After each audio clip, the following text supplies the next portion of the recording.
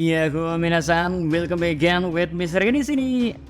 Sesuai judul, Mr. Ken mau nyampein beberapa buah iblis yang gak cuman melukai fisik, tetapi batin hingga mental musuh bisa ikutan rusak sama kekuatan unik dari buah iblis itu. Jadi biar kalian gak penasaran lagi ya, monggo enjoy konten menarik ini. Let's go. Tsunami. Yang pertama ada Woshunomi. Buah iblis ini dimiliki oleh salah satu veteran di angkatan laut, yakni Suru. Lantas gimana buah iblis bisa bikin orang kena mental? Ya, kena mental di sini lebih ke arah mereka yang punya niat jahat, khususnya bajak laut yang memang kebetulan menjadi musuh utama bagi Mariam. Untuk prinsip buah iblis ini bisa membuat orang-orang harga dirinya ya jatuh, sebab benar-benar diperlakukan layaknya jemuran. Dibikin basah, diperus, dijemur pula. Bener-bener dibikin gak ada harganya lah pokoknya. Gak cukup sampai di situ ya, buah iblis ini juga kabarnya bisa menghilangkan sifat jahat siapapun yang terkena jurus dari kemampuan tersebut. Mungkin kejahatan di sini layaknya kotoran alias noda dalam tubuh seseorang yang juga ikut terbersihkan saat seorang musuh dicuci. Hingga mau sejahat apapun sifat bajak laut, begitu kena jurus nenek Suru ini ya, habislah sudah semua ambisinya untuk berbuat kejahatan menjadi sebuah kesia-siaan. Well, maka dari itu gak heran bersama kemampuan ini ya, Suru masih sangat-sangat dihormati oleh para angkatan laut muda. Yang paling paham potensi kemampuan ini sepertinya Don Quixote de Flamingo, karena dia menunjukkan rasa sungkan kepada beliau. Ya juga sih, bisa dibayangin kan gimana sosok segila de Flamingo sifat jahatnya kalau dihilangin. Tetapi meski demikian, nampaknya di usianya yang udah tua, cukup sulit buat Suru menghadapi nama-nama kuat di era yang sekarang. Tetap aja sih tenaga dan kemampuan buah iblis yang masih sangat-sangat berguna untuk membasmi bajak laut kroco di lautan ini. Kedua ada Yomi Nomi, buah iblis yang menjadi kekuatan andalan dari salah satu nakama Sapekru ya. Buah iblis ini bisa membuat seseorang mengalami kehidupan kedua, alias bangkit kembali setelah kematian. Meski sebagai konsekuensinya ya, cuma jiwanya aja yang hidup, sedangkan tubuh ya tidak sepenuhnya utuh, seperti Brook yang hanya menyisakan tulang belulang. Tuh bagaimana buah iblis ini bisa menyerang mental? Ya jelas menyerang mental ini lebih ke si pengguna itu sendiri ya, seperti yang digambarkan pada kasus Brook. Sebagai sosok yang bisa bangkit kembali dari kematian, Brook harus menyaksikan satu persatu temannya di masa lalu tumbang, meninggal, lalu tinggal Brook sendirian. Meski udah sangat lama, namun pasti masih menyimpan luka yang amat mendalam kan? Satu hal yang perlu diperhatikan kembali adalah Brook berpotensi mengulangi rasa sakit yang sama. Apalagi kalau bukan dirinya yang abadi ini ya, melihat akhir dari kisah hidup nakama SCP Gang. Dan kemungkinan terburuknya ya, Brook masih akan tetap hidup dan terus menjalani hidup sendirian untuk waktu yang sama sekali kita nggak ketahui. Dari sini aja kayaknya udah kebayangkan rasa sakit macam apa yang akan dialami Brook nantinya. Bayangin ya, tentu di kalangan fans kan ya udah cukup populer juga kan terkait hal ini. Brook akan menjadi saksi hidup dari kisah legendaris armada bajak laut topi jerabi.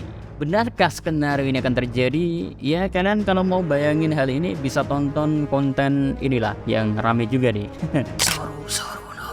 Tiga, kita menuju buah iblis Saurunomi. Buah iblis tipe paramecia ini dipunyai oleh Big Mom.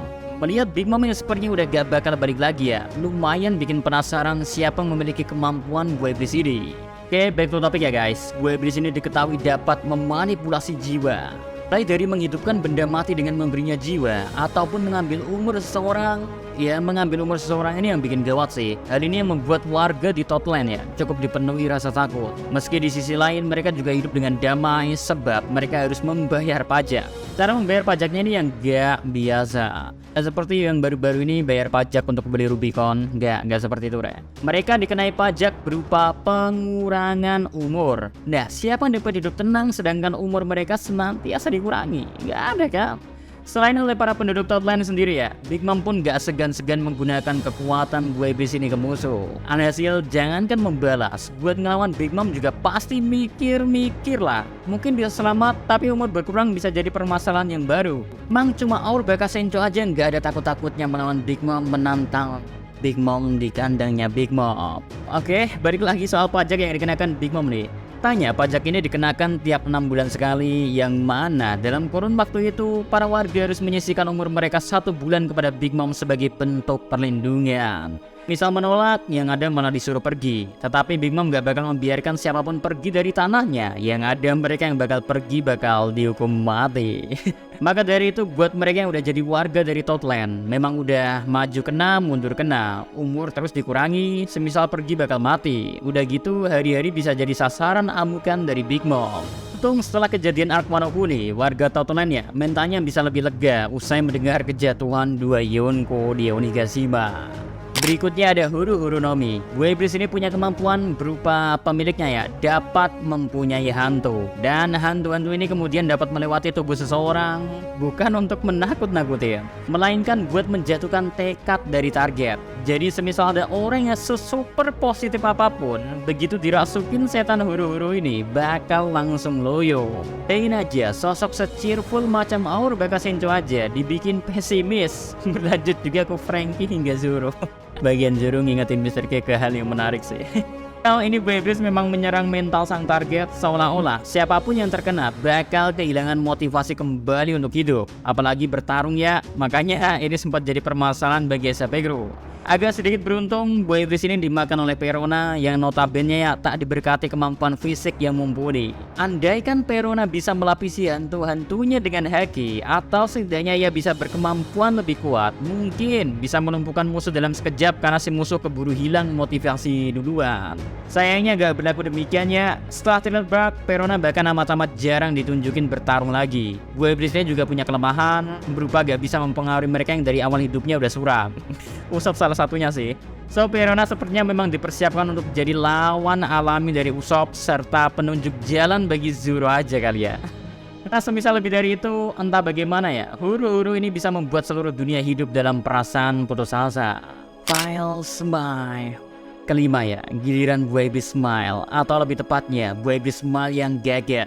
Buah Iblis Smile ini bukan buah iblis alami seperti yang tersebar di dunia One Piece, melainkan sebuah tiruan yang digagasi oleh aliansi Doflamingo dan Kaido sebagai tujuan untuk memperkuat armada Beast Pirates. Untuk lebih menyukseskannya lagi ya, Doflamingo juga menggandeng Caesar Clown sebagai pembuat bahan dasar utama buah iblis ini. Dan kan untuk pabriknya ada di Dressrosa, kemudian baru dikirim ke negeri Wano Kuni. Skema tersebut udah berjalan cukup lama. Sampai-sampai Doflamingo dianggap joker oleh Kaido. Simbol kepercayaan sama halnya nama All-Star yang namanya juga berasal dari unsur kartu remi, yaitu King, Queen, dan Jack. Tapi layaknya percobaan pada umumnya, pasti ada aja yang gagal kan? Nah, buah iblis buatannya yang gagal ini bukannya dibuang, melainkan menjadi makanan bagi banyak warga di negeri Wano Kuni. Khususnya bagi mereka yang tinggal di Ebisu. Efek buruk dari buah iblis gagal ini ya menjadikan si pemakan tak bisa mengekspresikan apapun selain tertawa. Jadi mau sedih, mau lapar, mau capek, menderita, atau apapun itu emosinya ya, mereka cuman bisa nampilin emosi tertawa. Sekalipun hal paling menyakitkan terjadi pada mereka, begitupun Otoko yang tertawa melihat sang ayah dieksekusi mati. Bahkan ya, nama buah Smile ini pun seakan bermakna sindiran. Bayangin gimana hancurnya mental banyak orang ketika gak bisa nangis, melainkan harus terus tertawa. Kita yang melihatnya pertama kali tanpa tahu kebenarannya sebelumnya aja sempat kesel kan. Gimana mereka sendiri yang mengalaminya. Sama kayak di suatu negeri sih. Hobi no Mi. Dan yang terakhir adalah buah iblis Hobi no Mi. Buah iblis ini dimiliki oleh Sugar, salah satu pentolan di Don Quixote Pirates. Kemampuan yang ditawarin dari buah iblis ini ya, bisa mengubah seseorang menjadi mainan. Tapi poin kemampuan bukan cuma sampai itu aja ya. Buah iblis ini benar-benar neraka bagi mereka yang terkena. Siapapun yang berubah menjadi mainan karena efek buah iblis ini ya, mereka bakal dilupakan oleh orang-orang di sekitar mereka. Layaknya mereka ini tak pernah ada di dunia sebelumnya. Dilupakan ini mutlak gak mandang apapun, mau itu teman, sahabat, sekalipun keluarga yang punya hubungan darah. Wow, gokil kan? Diubah jadi mainan aja kayaknya udah sulit banget, karena secara otomatis kebebasan mereka hidup udah jadi sangat-sangat dibatasi, khususnya dalam bertarung sekalipun. Ditambah dilupain sama orang-orang tersayang. Dengan kekuatan buah iblis inilah Doflamingo juga bisa mulus menguasai Dressrosa. Untung titik balik kehebatan buah iblis Hobio Binomi akhirnya bisa berhenti secara total berkat kehebatan All God Usopp. Semisal gak ada Usopp, kayaknya bisa-bisa ya sosok paling penting macam Nico Robin bisa terlupakan oleh para nakama. Dan selain punya efek samping mengerikan buat musuh, buah iblis ini juga jadi penyebab Sugar punya sifat lebih ke kanak-kanakan. Ya baik musuh maupun pengguna ya sama-sama bisa dirusak mentalnya sama ini buah. Tapi memang sepadan juga sih sama kekuatan yang diberikan. Bagi Miseria pribadi ya, ini jadi salah satu buah iblis Paramecia yang kekuatannya benar-benar absolutnya ya. Mengerikan sekali Re. Bagaimana menurut Anda? Atau kalian punya buah iblis ide yang bisa ngerusak mental? Komen aja di bawah dan pasti Miseria perhatikan kok. So, atau Miseria baris lah. Ya, semoga aja. So, see you again next time. Adi Sekare Belos, DZ Uduang, salam Adipedia.